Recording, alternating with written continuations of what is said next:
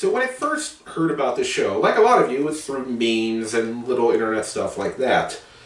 And I thought, okay, this is going to be some goofy, fun reality show with a guy who's kind of like Steve Irwin, but if Steve Irwin was cosplaying as Dog the Bounty Hunter.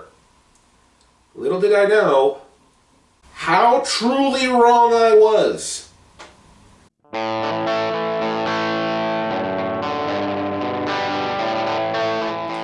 So this Netflix documentary series, Tiger King, is about Joe Exotic, a man who runs a self-owned independent zoo out in Oklahoma. The main attraction for his zoo are all the tigers. He has some lions and other various animals, but the big attraction is tigers. And he loves tigers. He loves them so much. He's loved them for years, and this whole zoo is about giving them a good place to be and at the same time, have a business. A lot of the show deals with him and his rivalry with a woman named Carolyn Baskin, who is a member of PETA and has her own wildlife zoo in Florida. Now, the problem between them is Carolyn claims that her place gives the tigers more room, it's just a better area, and they don't take advantage of the tigers. And this creates a rivalry between Carolyn and Joe. They go back and forth on social media, protests, emailing people to let them know if you shouldn't work with this person. It gets kind of interesting, to see such a rivalry between basically two zoos, which until this point I had never heard of zoos having rivalries, but once again, this is an independent zoo, so things run differently. We also meet other members of the animal independent zoo community like Doc Antal, who I'll get to that sumbitch in a minute. The rivalry between Joe and Carol is pretty much the focus of the documentary series for the most part. And it's really interesting. If you're a member of PETA, you probably will side with Carol. If you're a person who loves animals and likes to collect big exotic animals like tigers, leopards, that kind of thing, you might side with Joe. But as the show goes on, they show that neither one of them is really the hero. It kind of goes in, they both are kind of narcissistic. Not kind of, they are both definitely narcissistic people. It is, seriously, as the show goes on, there are so many insane twists and turns that some of this stuff is hard to believe. And keep in mind, this is a documentary series, so everything that's presented in the show actually happened. Now, there could be some exaggeration here and there, increase or decrease in some minor things due to the fact that at the same time, this documentary series is trying to entertain you.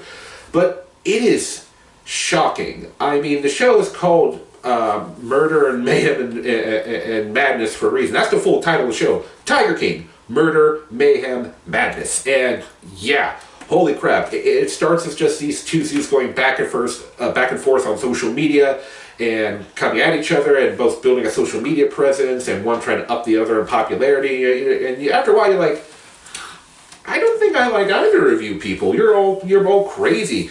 And there's all these other things involved. And after a while, you're just getting like, this show really isn't about the fucking animals, is it? It kind of is. It's not. I mean, the animals are there all the time, but the focus is really on these people who are just trying to one-up the other. And, and all the little things you learn from the other people who worked at the zoos. I mean, with Joe, you've got his entire crew, which are basically people he collected that had nowhere else to go, and they just ended up working at his zoo. And you start to realize that just how nasty of a person Joe really is. And you can say the same for Carol. She's manipulative in many ways. I think the documentary shows pretty well. And then you have Doc Antal, who has his own zoo in Myrtle Beach. And his place, honestly, it looks like it's the better of the other two. It's a little classier. People there seem to be generally happy and, not like they're struggling all the time. It looks like it. And then you find out that members of the staff have to call him Bhagavad. And then they say in the documentary series what Bhagavad means. And you're like, oh. Yeah, I think I'm starting to see what this guy is like. The point is, there's really nobody in the show that is, like I said, a hero or the protagonist. You could say, well, there's definitely a protagonist. Joe is the protagonist. You can be the protagonist of something and not be the hero. But it is remarkable. It is very, very remarkable, all the things that happen in the show. You will feel, you're going to laugh at certain points during this documentary series. You're going to be shocked, disturbed, confused. I mean, it runs the gamut. I can see why so many people are obsessed with this show. I mean, yes, we're all quarantined right now in our houses and we need something to watch, and this is just new and wow. Each episode, something new gets revealed. The first episode drags a bit. The first episode, I was like, I'm not quite sure what I'm seeing here that people are so, digging into. Okay, we got a couple of Zealanders, we're having a rivalry, whatever. But by the time the second episode rolls in, you're like, oh, okay, this shit's getting juicy. And then each episode goes by, you're like, oh, what the fuck? It is insane. So, if you're looking for something to watch right now, television-wise or on streaming, Tiger King, I have got to recommend it. It is just too good of a watch. I'm not saying it's the best documentary series of all time or anything like that, but wow. When the guy who put this series together found these people, he hit the jackpot. I mean, these people are just, wow. They're horrible. It is like the most saddest train wreck you can't take your eyes off of. Well, anyway, guys, that is my review of Tiger King. Let me know what you think of it down in the comments. I've been doing more and more of these videos from home now since I can't get to the studio to do it in the podcast format I usually do it as, because I just don't have the equipment here at home and I can't risk going over to the studio. So I hope you've been enjoying it. I've been doing things a little differently lately.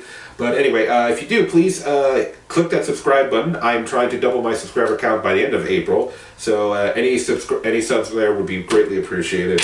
But until next time, thank you for viewing things from my point of view. Take it easy.